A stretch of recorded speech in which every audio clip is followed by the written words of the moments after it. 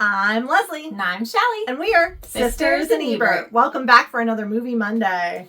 Oh, Susie Q. Oh, Susie Q. How I love you, my Susie Q. So this is Susie Q. Susie Q. 1996 obscure classic. Who on earth remembers this movie? Not many. Raise your hand if you do. Or Put it in the comments. I'm sure you're of a certain age if you are. Yes. If you do. Did you see this on the Disney Channel in a random viewing? Was it a Disney original movie? Like one of those It wasn't. made-for-TV? I think it fell into the family kind of like the My President's Daughter or But made for TV. Yes. Okay. Yes.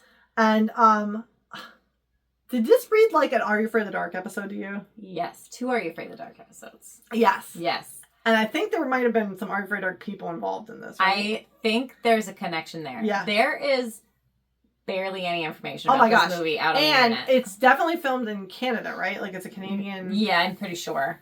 Yeah. One of my favorite fun facts about this, which I'll throw out now so that you get a taste for this, is it is not digitally streaming anywhere. No, it is freaking not. Because the company who owns it, whoever it is, can't find the original to make it digital, to make oh my to gosh. remaster it, to bring it. It's lost somewhere. That hurts my heart. No. I hate that. And that's why you can't find it anywhere. Oh. So what we're seeing are people's home recordings, VHSs. And they are bad. Yeah. Bad. So you can stream the full movies on YouTube.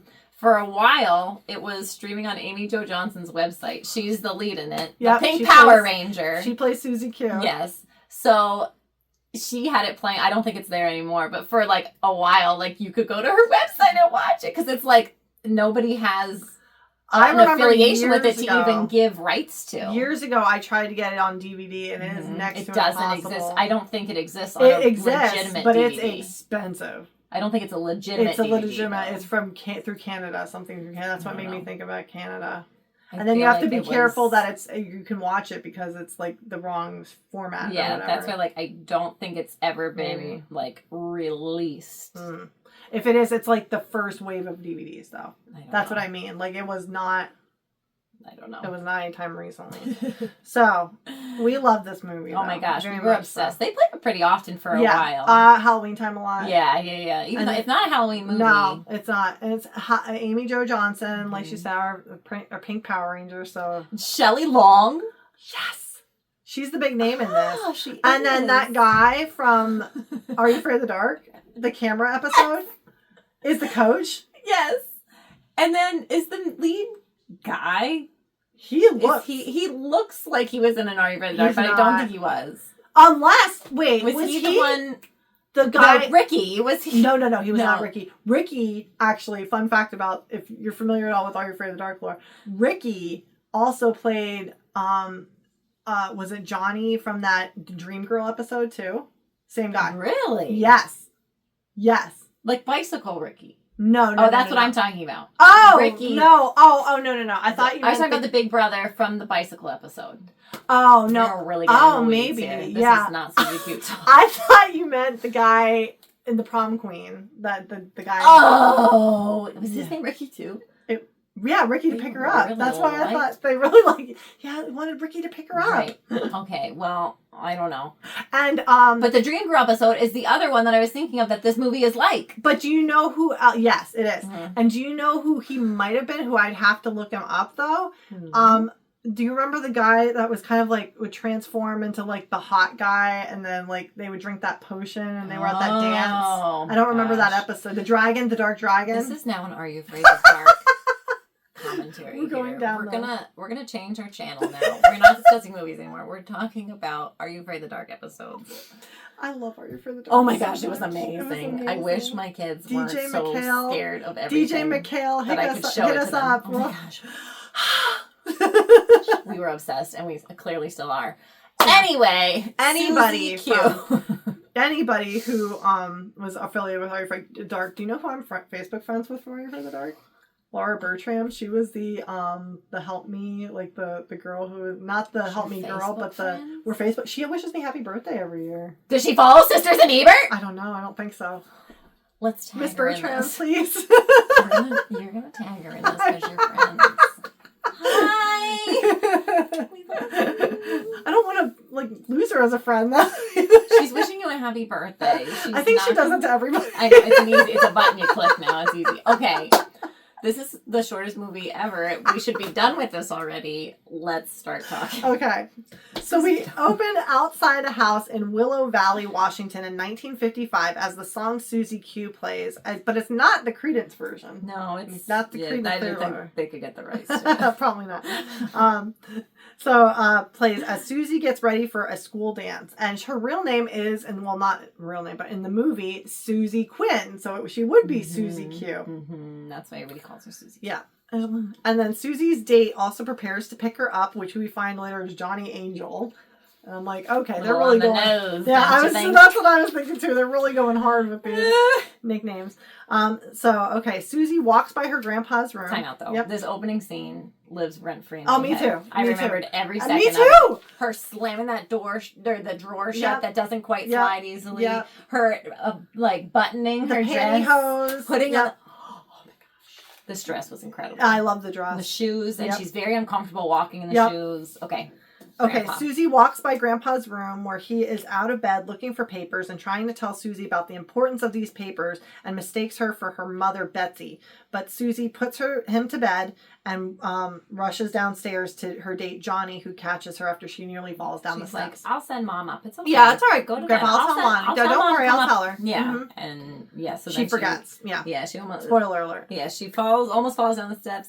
He catches her, and then her dad is the basketball coach and impressed with Johnny's quick action.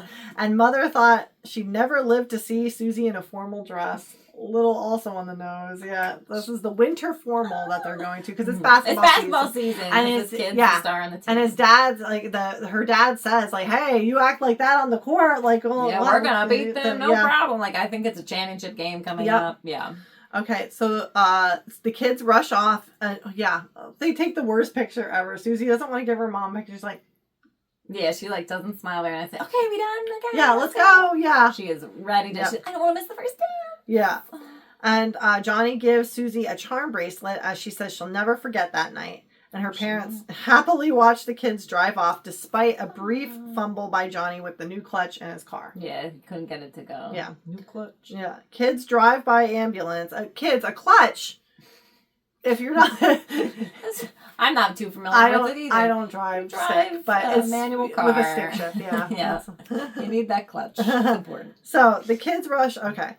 The kids drive by an ambulance and Susie says to stop on the bridge. She forgot to tell her mother about what her grandpa said and they must go back. But Johnny's Angel is unable to quickly start the car and they are hit by a drunk driver and crash off the bridge. So we cut to Willow Valley, Washington, 1995. Mother, teen son, and young daughter are lost trying to find their new home and go over the same bridge of Susie's crash. Zach and sister are upset about the move, but arrive to a large house that was Susie's family's in the 50s. His sister, they're moving into Susie's old house. So his sister is Terry, and she has trouble with the faucet and seemingly is helped supernaturally. Zach chalks it up to a 50-year-old house with old pipes, and they move on about their day. He is the perfect older brother, the one you dream of having. Yes. Super nice, super loving, super take care of you, super protective. Mature, yeah. Because they don't have a dad, so he's filling that role. Yeah, and you can see he's kind of parentified too. Mom's laying it on him a lot. Yeah, she's like, I gotta go. I gotta run to work. And she's a news anchor. Yeah, and he's like, all right, Mom. Yeah. Have fun. Do great. Smile big. Yeah, her mom looks at a framed picture of the kid's father, nostalgically. He did. Yeah, that night. Here's the first time I had to stop this movie. Start at 13 minutes and 40. You made it real far. This is my life.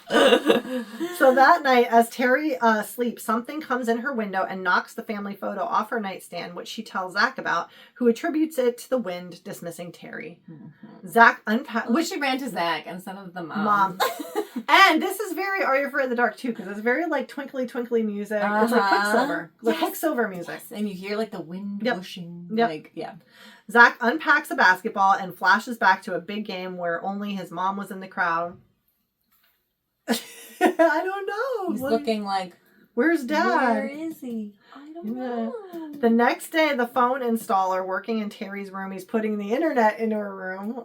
She is like tech wizard, Yeah. this little kid, somehow. Yeah, very tech savvy. I don't know how. Well, they're from California. True. And she's like, no, home is 4,000 miles that way or whatever, 400 miles, whatever. She is the most annoying little sister in the world. This is the part of every Yes. little sister in all these movies. Okay.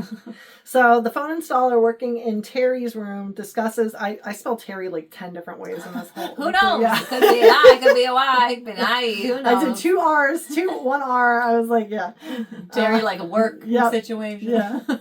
The room, so is discussing rumors of the house being haunted, and Mom pressures Zach to talk to the basketball coach, which he dismisses, and both kids start the new school that day. I said, why do we always start the day after we move in? Let's move in. Everybody, we're unpacking. Start immediately. Next day is truant, they'll say.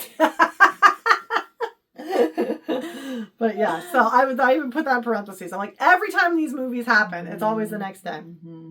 Okay, so Zach meets the basketball coach, who is the English teacher, and refuses to try out for the team as he can't. Sorry, I can't. I can't. Mom is at work at the news station where a big land developer is planning development where the trailer court currently is going to be displacing elderly and low-income residents. They're knocking down the trailer court, putting down big houses. Mm-hmm. But it's somehow going to be affordable housing for all these people to have just a slice of that American pie. Sure. That apple pie. Okay. So this is kind of like a back and forth like debate on this news thing. Mm-hmm. And that the English teacher is part of. Yeah. He's representing the residents. I thought he was representing the high school. Oh, yeah, that too. Because he has students there that'll, I don't know. Be affected by the elderly being displaced? I don't know. Well, it's low income too. Okay, that's true. It's both. Zach and Terry, and way to put the single these people out. So geez. Zach and Terry are fishing for some reason.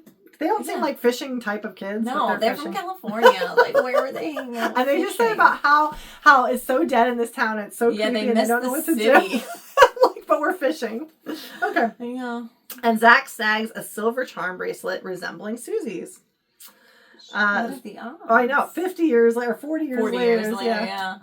Zach, Coach meets Zach's mom at the station, who explains that Zach won't play basketball anymore due to his father dying in a car accident rushing to his game. Coach was there speaking out against the development. Mm-hmm. Zach feels that his dad would still be there if he hadn't talked him into rushing home for the game. He was on a business trip. The plane was landed. He couldn't get on due to weather. There was bad weather. A snowstorm. Yeah. And then he begged his dad to find a way. So he rented a car and drove there instead. That seems like a good plan. Accident. And yes, it's your fault, Zach. Yes, 100%. It was a game, a high school basketball game. Yeah. You're like a sophomore. Like I know. You got more time. Do it again next year. Because that was obviously not the same year. Right. Okay. And they moved here because Mom got this great job at this little dinky station. But okay, sure. She's maybe just like bring coffee to people at the old station. And maybe they're paying for their housing too. Like, this old that doesn't work properly. Yeah, she's like, I can alleviate some bills and single mom salary. Yeah. Okay. So Zach, again, he feels his dad would still be there. He goes to his room and sees Susie in her gown playing in the driveway and goes to talk to her, but she's shocked that he can see and hear her. Cinderella, dressed in yellow. She's like hopscotching. Yeah. And it's kind of funny because she's like a teenager, but it's like indicative of the 50s. Yeah, like they would be more innocent. Yeah. Yeah. She's like 16, but she's playing hopscotch. Yeah. Kids today would be like TikToking. Yeah. Or yeah. Yeah. We're not on TikTok, can you tell? Okay.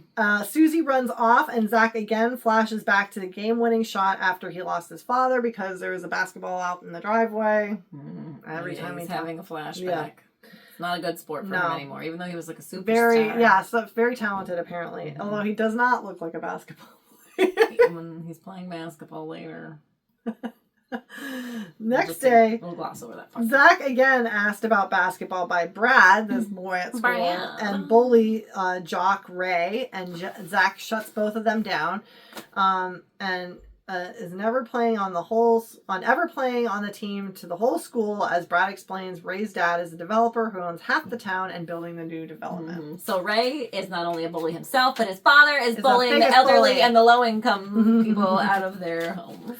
Zach asks Brad if he knows Susie Q, but Brad's never heard of her, and he would know because he knows all the girls. He knows everybody. All the girls at that school. There's a new girl. He's going to be on that.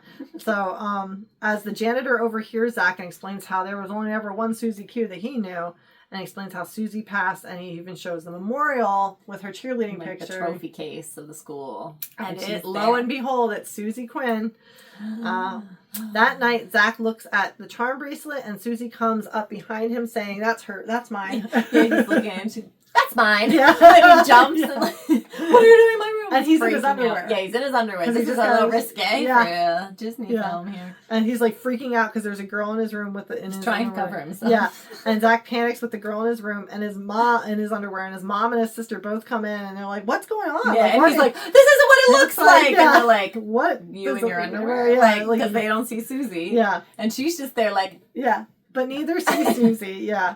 After Penny, that's the mom's name, and Terry leaves Zach, he talks to Susie, who explains that she's dead, and he panics and goes to sleep.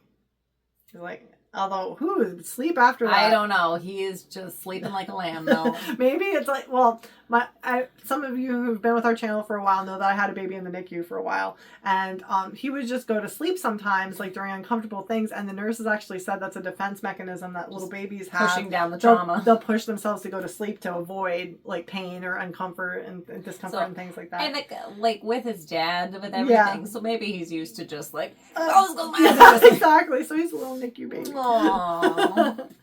Okay. Okay. Next day, Zach wakes up and goes to school, even though Mom truly believes he's sick, and Terry tells him to milk it. She's like, do it. Yeah. She's letting you stay home. Yeah. But Susie confronts him at school, though no one else can see her. And then she rips her dress up to get his attention. Because he's like looking at girls. Yeah. Like looking like, around her. That's what it takes to get your attention. She ruined that beautiful I know, that gorgeous dress. She's ripping off all the tulle. Yeah. And it becomes this slinky little number. But which is not very cute. It's not cute. It's not. It's shiny. Yeah, it's very shiny. It's very Pink Power Ranger-esque, what she would wear in the show. So I don't think she'd wear that on Power Rangers. Like, if they had like a dance, like she'd wear a baby doll dress. You know it. I know it. True. I'm talking about a special formal occasion. Okay, we digress. Okay. Okay. And then Susie believes Zach can see her since he found her bracelet and wants to find out how the bank took over the house from her parents after her death. And she needs Zach's help to find this out. Susie helps Zach in chemistry, unsuccessfully causing the class to evacuate after like an explosion, essentially. But the bullies, they're like, wait, girl. Yeah, she's sorry, but she's like, chemistry is my worst subject. He's like, now you tell me. I shouldn't have to tell you. You should know the reading every night. Like, and he's just talking to her, but everybody else just thinks he's talking to them. He looks crazy. He's talking to himself. Zach continues to lash out at Susie, who is invisible to everyone else for some reason. Like he knows she's invisible to everybody else. But he just keeps talking and loud. Like he's not even discreet about it. He's just like, ah, like.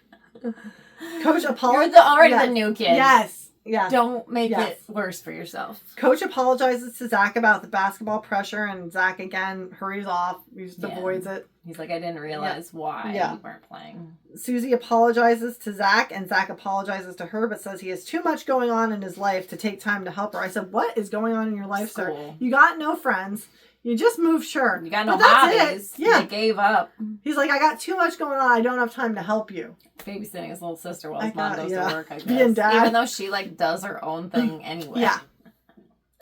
Susie is watching his mom on the news every night. They're always there with popcorn. Like, look at Mom. She's so beautiful. Mom's got great legs.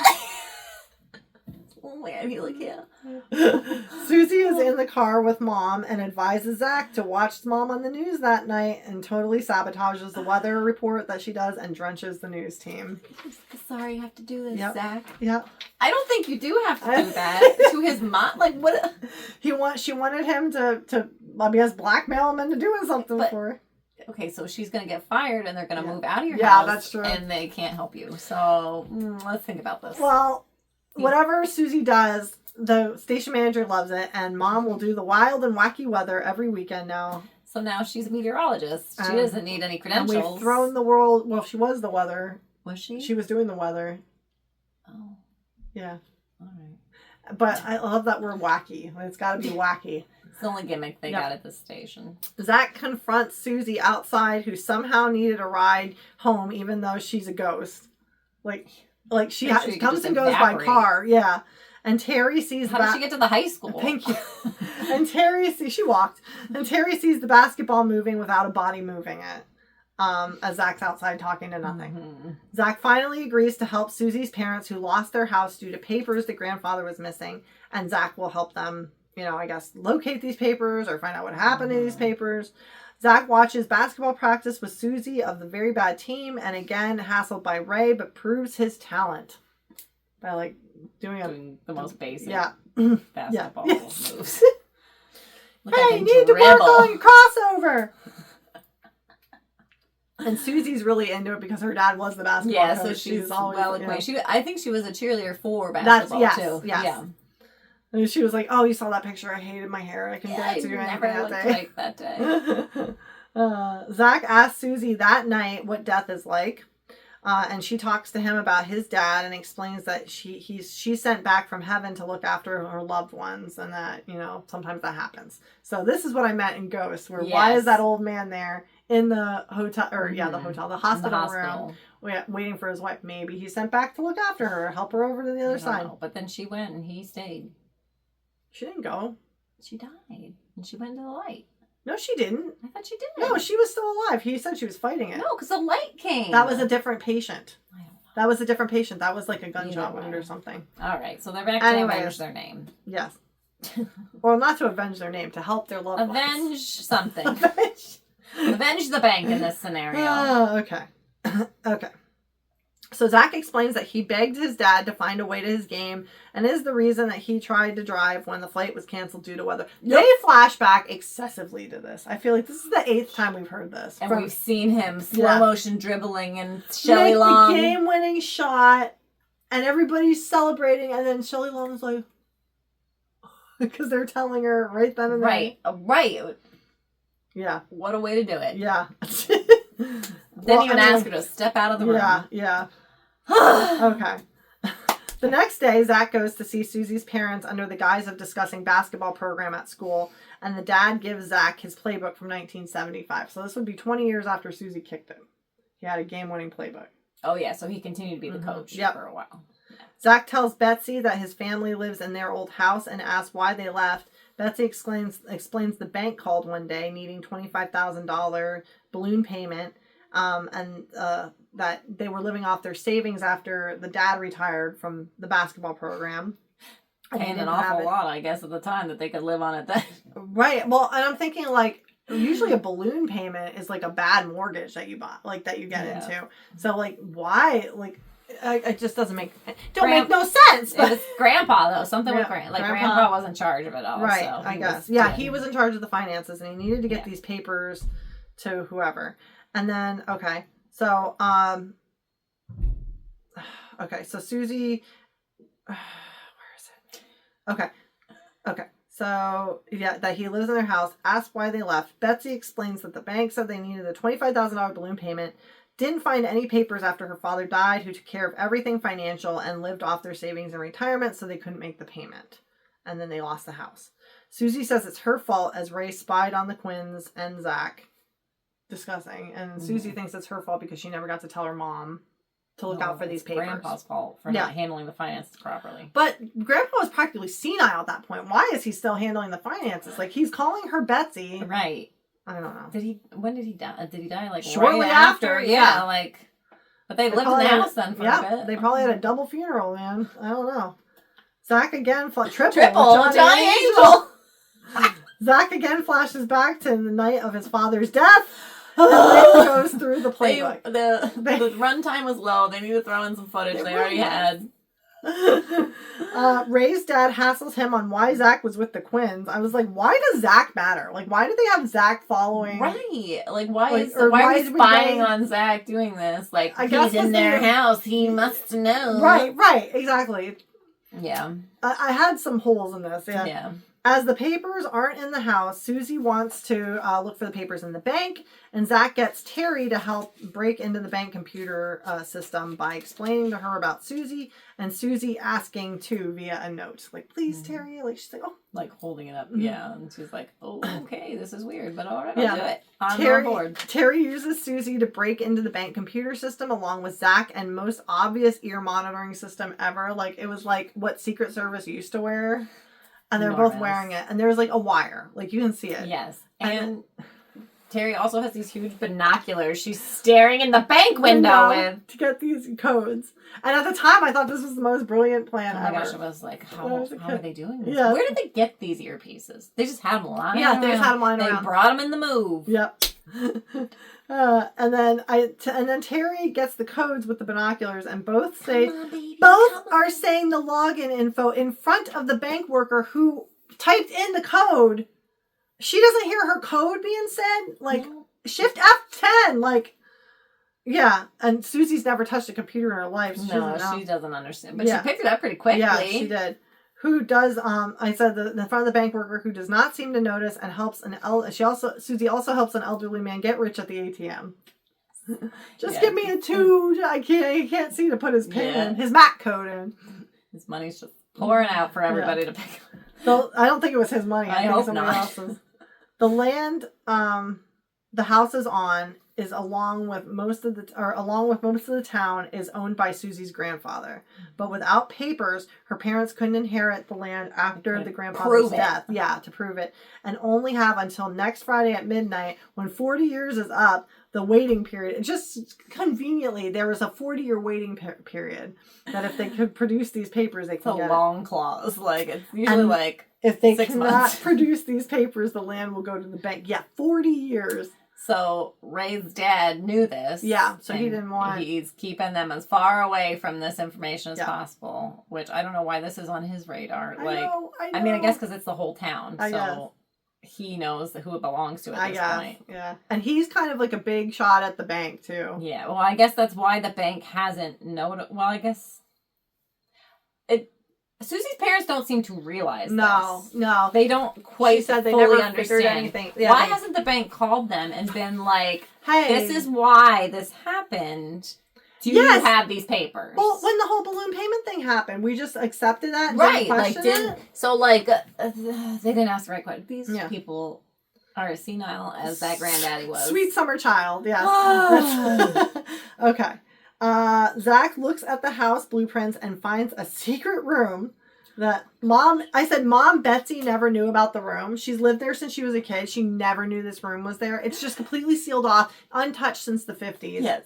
And so I remember thinking this was the coolest Me too. thing. But watching it back, I was like, this is the most unrealistic thing I've ever seen in my life. It is an enormous footprint of this house. A full-on bedroom. With windows. Yes. So you'd see it from outside. Yes. Nobody ever questioned, where does that room go? Where does that window lead? Yeah. I can't clean that window. Right. It's been dirty for 50 years. Now, I would never notice that room because I would never notice that window, but you would, yeah. Fully furnished. Grandpa was using this room. Who knows for what? We don't want to know what this dungeon was. And all look for the papers, yeah. Weirdest thing. They're looking for the papers. They're super tense about it. Like, Terry, hurry up. If you see anything important, just tell us. Zach finds the papers in less than 5 minutes. Yeah, he's like, there they are! We got them! But must be back before Mom must be at work. So they're going to take the car, but she's got to be at work for the 5 o'clock news. What time is this? This is like... This feels like after school, right? Yes. It was most certainly after school that day. Unless it was a Saturday. Maybe Saturday. But then they'd have a full week. Because they went to the bank, then went home. Yep. Yeah. Bank's only open until noon at best on a Saturday. I don't know. I don't know. So there's some holes. Yeah. But yeah, again, the bedroom thing, the room thing. Mm-hmm. And like, he's looking in there. He's like, I got to find these papers, but like, why didn't you just go in the room? Like, I don't He forgot there was a doorknob there and nobody else ever knew about it. Nobody's allowed in Grandpa's special room. Except the neighbor girl. No, I'm joking. So Zach, Terry, and Susie go to her parents with papers as only 30 minutes until the bank closes. Let's get down to the bank. They'll know what we're talking about. We got to go to the Quinns first and then the bank with these papers. And get mom to the news station. Yes. This ain't gonna happen. Yes. No time management skills. But are soon pulled over by police for speeding, and the cop takes the papers after Ray spies on their drive. And the cop reports to Ray's dad about the papers as he's the head of the bank. But what? Why? Why would this even be? This is where they really started to lose me. Me too! Because I'm like, this is a stretch. The bumbling cop. And we never set up that this was like these kids are going to be under surveillance or anything like that. Right. Being watched. Yeah. Did you recognize the cop? Yes. The guy from... Yeah. Because I was like, I just saw him in a movie, and it was Happy Gilmore. Yeah, and he was on Mad TV for years. Yes. Does all the impressions, yeah. Okay, so cop takes Zach and Terry into jail for some reason. And these minors. And holds them to stall by order of Ray's dad. Like, to stall until the bank closes. In a jail cell. Like, you're gonna get sued. Sued high heaven. These are the out-of-towners from the big city. They're gonna Their mom is a news anchor. Yes. She knows. Although she seems kind of naive, too, and... Somebody at the station would surely encourage her, though, to be like, hey, this could be a good story. Station manager knows up. Mm-hmm. Susie must walk on foot, and Penny is worried about the kids, but must get to work. She's like, I hope nothing happened to them, but they're not. I gotta go! Oh my gosh. And then, so she... The show must go on! And she, like, you think after just losing your husband, you'd be a little more paranoid, too, about your children being missing, Not Shelley Long. What's her name? Penny? Penny. So Penny. The coach arrives at the door to see if Zach would play that night. We're allowed to just put him on the team that night when he's never practiced. The championship game. Yeah. But how are they in the championship if they suck? That's where I started questioning too. Is this just the last game of the year and we're just playing it hard? The participation trophy night. So he takes Penny to work because he's got a car. They've got a little flirty thing. Yeah, a little bit. The cop, which too soon, Penny. Come on. It was like a year. Was it even that long? Well, basketball season. Championship here. Okay. So cop has the news on, and Zach thinks of a plan to help her parents after all. Help as Susie gets to the station. Did I skip a page? I don't think I did. No, we're right at the end. Yeah, this is how the end moves. This is how it feels. Yeah. And so he thinks of a plan to help Susie's parents after all. Susie gets to the station and is used to pretend Terry has powers to get them out. The police station, not the news station. I thought she was at the news station. That's right, the police station. Okay, that's why I thought I would skip the She's page. like jiggling, and he's like, just do it. Yeah. And she just does it. And with Susie really getting them out, or to get them out without Susie really, getting them out, because like she can't just go take the keys and go. Like he's gonna see them floating and start to freak out. So they make it seem like she has powers. But the kids take the patrol car after Susie accidentally fires a shotgun in the ceiling to get to the news station. So they go and they steal a police car. Yeah. All police are on alert as the kids drive the stolen patrol car, and Zach dictates a statement to Terry en route. Yeah, he's like, wait, we gotta write this down. Once at the station, kids leave the car to go to Penny as Susie messes with the cops and the police cruiser. Mm-hmm. So she's like driving it around. Yeah. Making it back up, So they don't realize that these kids did it?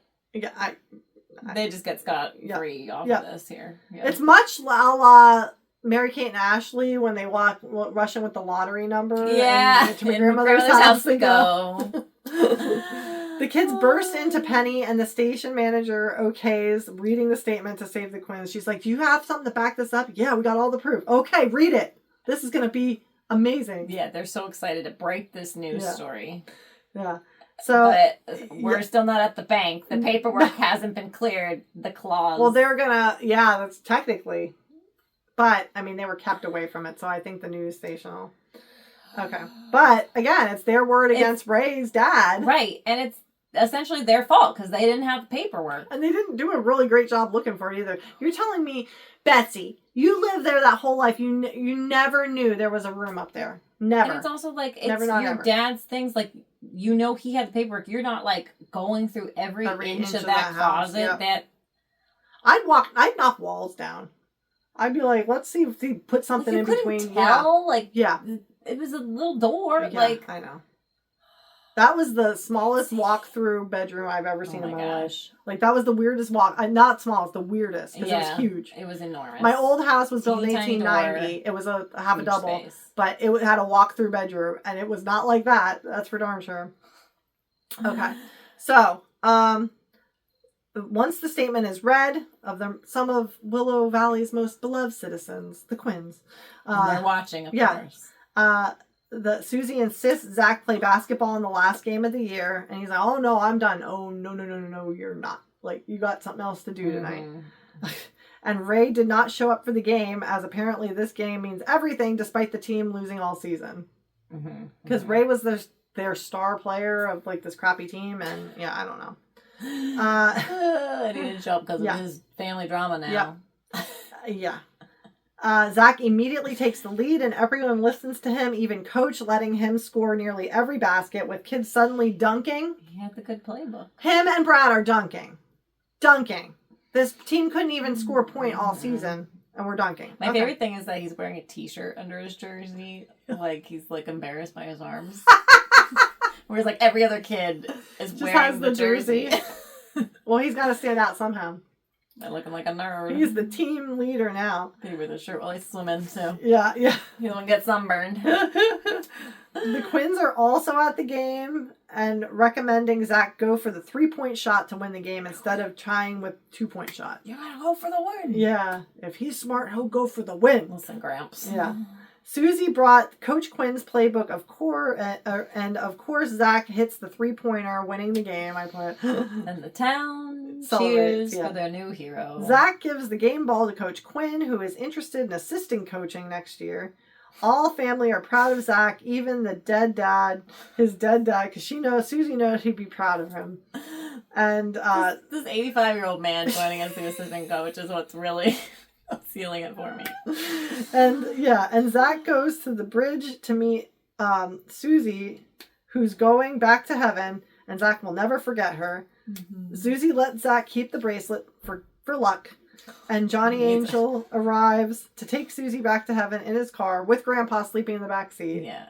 He didn't look happy. Not Grandpa, Johnny Angel didn't look happy. And I didn't understand that. He looked ghostly. He looked creepy as heck. And it was like... And then he looked fine when they were talking. Yeah. It's like, did they change how he was going to be? Maybe Gramps was a bad backseat driver on the way from heaven. He was stressed. That's what he looked like. He was supposed to be guiding him, and he's falling asleep back there.